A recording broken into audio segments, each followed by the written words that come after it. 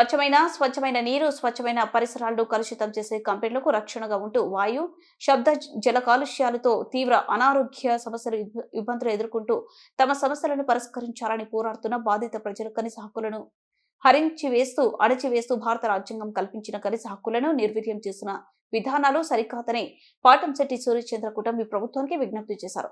ప్రజల ఆరోగ్యాలను కాపాడాల్సిన ప్రభుత్వం ప్రజల ఆరోగ్యాలను పాడు చేస్తున్న కంపెనీకి అండగా ఉంటూ బాధితుల పక్షాన న్యాయం కోసం పోరాడుతున్న వారిపై అక్రమ కేసులు బనాయించడం అన్యాయమని, ఎన్ని ఇబ్బందులకు గురి చేసినా, ఎన్ని అక్రమ కేసులు బనాయించినా వాయు, జల, శబ్ద కాలుష్యాల నివారణకు బాధిత ప్రజలతో కలిపి సమస్య పరిష్కారం అయ్యే వరకు నిరంతరం పోరాడుతూనే ఉంటామని పాటంశెట్టి సూర్యచంద్ర స్పష్టం చేశారు. చర్చించుకునే రోజు ఈ రోజు అంతర్జాతీయ మానవ హక్కుల దినోత్సవ శుభాకాంక్షలు ప్రతి ఒక్కరికి తెలియజేస్తాం. ఈ సందర్భంగా మన హక్కులు ఏ రకంగా హరించివేయబడుతున్నాయో, ఏ రకంగా అణచివేయబడుతున్నాయో ఒక్కసారి మనందరూ కూడా చర్చించుకుందాం. జగ్గంపేట నియోజకవర్గం గోకవరం మండలం గుమ్మలదొడ్డి గ్రామంలో అసాగో ఇథనాల్ పరిశ్రమను గత ప్రభుత్వం అనాలోచితంగా శంకుస్థాపన చేయడం జరిగింది. మరి నాడు మేమందరం కూడా ప్రతిఘటించినా సరే అణచివేస్తూ మమ్మల్ని నిర్బంధించి అక్కడ శంకుస్థాపన చేయడం జరిగింది. అక్కడ కంపెనీని నేటి కూటమి ప్రభుత్వం వచ్చిన తర్వాత ప్రారంభించడం జరిగింది.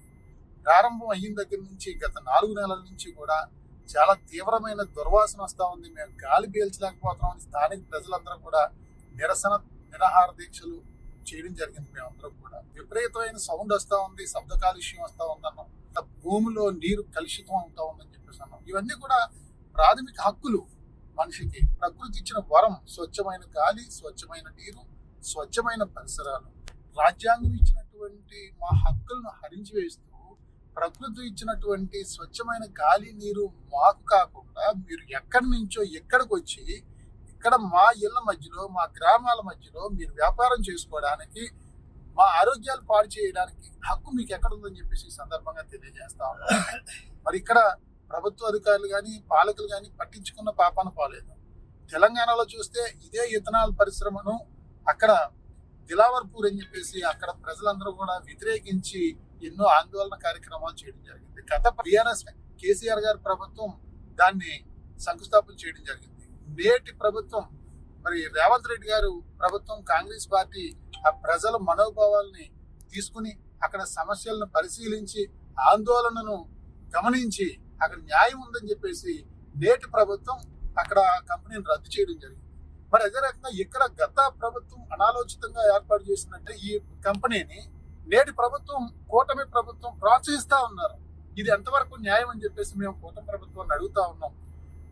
మేము మాట్లాడుతూ ఉంటే మా గొంతులు నొక్కుతా ఉన్నారు, అణచివేస్తా ఉన్నారు. ప్రజలు నల్ల జెండాలతో నిరసన తెలియజేసే హక్కు లేదా?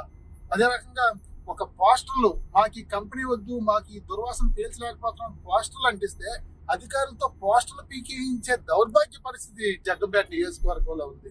అంతర్జాతీయ మానవ హక్కుల దినోత్సవం సందర్భంగా మేము ప్రభుత్వాన్ని ప్రశ్నిస్తా ఉన్నాం. మరి ప్రజల హక్కుల్ని హరించి వేసే హక్కు మీకు లేదని చెప్పేసి మేము తెలియజేస్తా ఉన్నాం. మరి ప్రజల ప్రాణాలతో చెలగాటపడుతున్నటువంటి కంపెనీలకు కొమ్ము కాస్తూ ఆ కంపెనీ టెక్ మహీంద్రా సిఇఓకి సంబంధించిన కంపెనీ, అటువంటి పెద్ద కంపెనీ వేల కోట్ల అధిపతులు చెప్పినట్టుగా ఇక్కడ ప్రభుత్వాలు నడవడం అనేది చాలా సిగ్గుచేటు, చాలా దుర్మార్గం అని చెప్పేసి ఈ సందర్భంగా తెలియజేస్తుంది. మా హక్కుల్ని అణచివేయబడేయడానికి మేము సిద్ధంగా లేము. తప్పకుండా ఎదురు తిరుగుతాం, పోరాడతాం, ప్రయత్నం చేస్తాం. ఈ అంతర్జాతీయ మానవ హక్కుల దినోత్సవం సందర్భంగా మేము తెలియజేస్తా ఉన్నాం. స్వేచ్ఛగా మాట్లాడే హక్కు మాకుంది, నిరసన తెలియజేసిన హక్కు మాకుంది. 144 సెక్షన్ పెడతారా? ఇప్పటికీ 2 నెలలు అవుతుంది. 144 సెక్షన్ సుమారు 2 నెలల నుంచి అక్కడ ప్రజల్ని భయభ్రాంతులకు గురి చేస్తా ఉన్నారు. దేని గురించి? కంపెనీకి రక్షణగా 144 సెక్షన్. మీరు కంపెనీకి సపోర్ట్ గా ఉన్నారా, ప్రజలకు సపోర్ట్ గా ఉన్నారా? ప్రజలకు సపోర్ట్ గా ఉన్నట్టయితే 144 సెక్షన్ దేనికి? అక్కడ ఏమైనా విధ్వంసాలు చేశారా, ధ్వంసం చేశారా, లేకపోతే ఏమైనా ఆటంకాలు చేశారా? ఒక్క చిన్న ఉదాహరణ చూపించండి.